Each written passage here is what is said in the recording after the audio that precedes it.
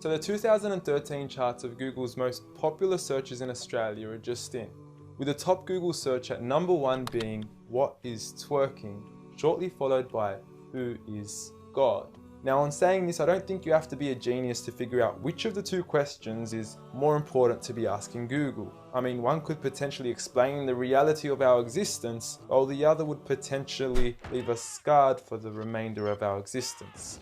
And look, I know there's a lot of skepticism surrounding this issue, and quite frankly, I don't blame you. I mean, the meaning of God has been thrown around so often we forgot what it means. From some Zeus-like man in the sky with a big beard, to Thor, to a half-animal, half-human creature, to Kanye West shamelessly producing a track titled "I Am God" on his album Yeezus, to Eminem then self-proclaiming himself as the rap god, a new brand of clothing titled "I Am God", and who could forget Justin Bieber and his Believers. You affectionately refer to your fans as beaners. No, believers. And now I understand that most of this may be exaggerated, and many of these examples are mere semantics and plays on words that are probably being taken out of context, as let's face it, nobody actually believes in Bieber, and I highly doubt that Kanye West considers himself a god. When someone comes up and says something like, "I am a god," everybody says, "Who does he think he is?" I just told you who I thought I was, a god. And now Kanye West smashes his head into a street sign really, really hard. Oh! Kanye. Oh, Kanye. Kanye, you okay? Sounds like Kay's got a new hit. A god. That's who I think I am. Kanye, you okay? So with all these misconstrued definitions of God, the least I could do is help clear the water and help us finally find out who is God. Well, to begin, let's start with the things that we all agree on. First and foremost, we're here. We just began and we exist. And like all things that begin to exist, they require a cause. Things don't just come out of nothing, and although at times we sometimes wish they would, they don't. If I told you that this glass sprang into existence, this glass made itself, you said Muhammad Ali's crazy. So in saying that, knowing the cause of us is crucial to understanding who God is. Although we are able to explain that we did have a beginning, as many leading cosmologists have affirmed, we are still left unanswered as to what was the cause of our beginning. And before you lash out saying, "Oh, but we can't see what happened before we began," or "you can't prove there was a creator," we say quite openly, neither can you disprove a creator. And by observing the reality of our world and our existence, its order, its structure, and the systems, I see no reason not to believe in a creator. But then one may ask, where did this creator come from? What was the cause of him? And it will go on forever and ever, which would most probably lead to us never have ever been created. So for God to exist, he must exist without a beginning, therefore not requiring a cause, making him eternal. He should also be transcendent from his creation and not bound by any of the realms he had created, whether it is time, space, or matter. For instance, when Steve Jobs makes an iPhone, he doesn't become the iPhone, he is separate. And of course, we could also argue that he is one. This makes the most sense, and it would also avoid any potential conflict between two disputing all-powerful gods with conflicting interests. But we still don't know which God is he. Are you Zeus? Are you Thor? Are you Yahweh? Well, if you agree with everything I've said up until now, you will realize that each of these gods don't fit into our established criteria of who God is. They are all created beings, they are not eternal, they have not created anything, they are dependent, and they require sleep, rest, oxygen, and food. So who is the one and only true God? I present to you a God who is one and only, eternal, exists without a beginning, who was uncreated, requiring no cause for himself, yet being the absolute cause and creator of everything else. Allah. A simple definition of God that is logical and rational. There is nothing like him, no man, no creature, nothing imaginable. He is the one who is perfect, although I don't like using the word perfect because our understanding of perfection would never encompass his true essence. He is in control of everything, whereby nothing can harm us unless he wills it. He is the all-knowing, the all-hearing, and unlike our friend Kanye, he is the all-seeing.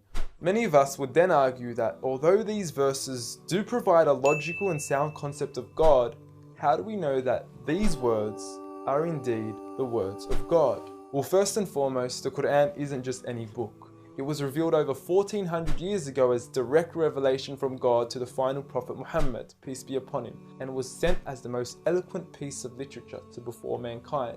Revealed at a time where poetry was rife and to a population housing the best of poets, only to leave them speechless and at a loss for words. Now, what is important to note is that the Quran doesn't fit in any of the known classes of poetry nor prose. Rather, it is a fusion of both that even to this day shake the hearts of Muslims and non-Muslims alike. It's almost trance-like. I mean, you can hear it's very euphonic.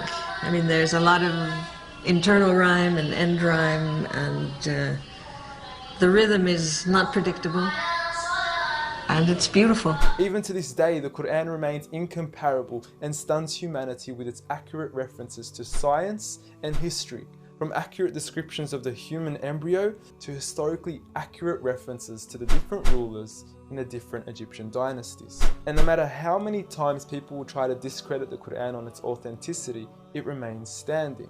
Will you please, at the very next science lesson, get some salt water, get some fresh water, and mix them and see what happens? The Quran says 2 seas, not 2 cups of water. And to those that doubt it is from God, the challenge is simple. Bring forth something that can compare. And now, although this challenge has been attempted multiple times throughout the past, history has witnessed that no man has been able to rival the Quran. But does this challenge still apply today? Well, we could surely put it to the test, and who better to choose than the self-proclaimed rap god. Call yourself the rap god. EMINEM, dubbed the best of his time, being incomparable with anyone in his league. The last thing the world needs is another me. Now, if we compare the works of Allah with the works of EMINEM, we are left with this.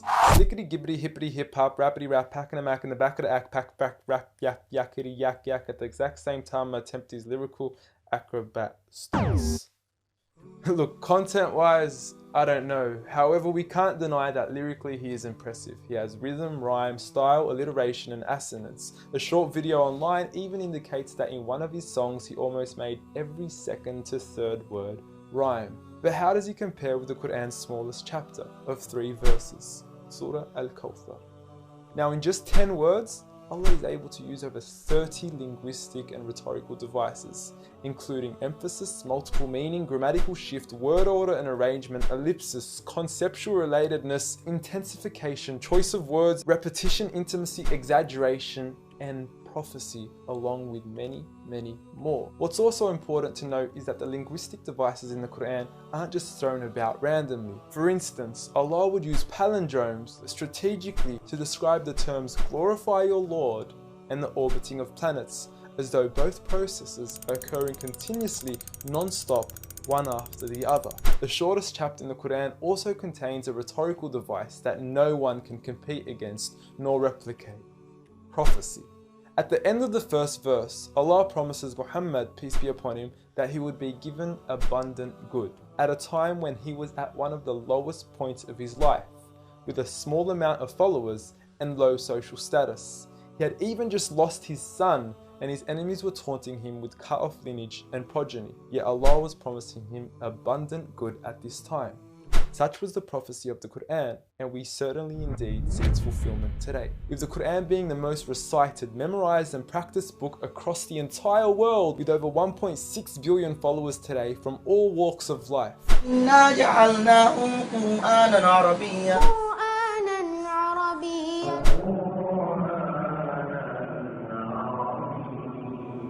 Now, I know many of you are probably thinking, okay, cool story bro, but what's the purpose of the Quran? Well, the importance is that it gives meaning to life, from our overall purpose of existence to why we're here and what happens once we die. God teaches us that each and every single one of us is being tested.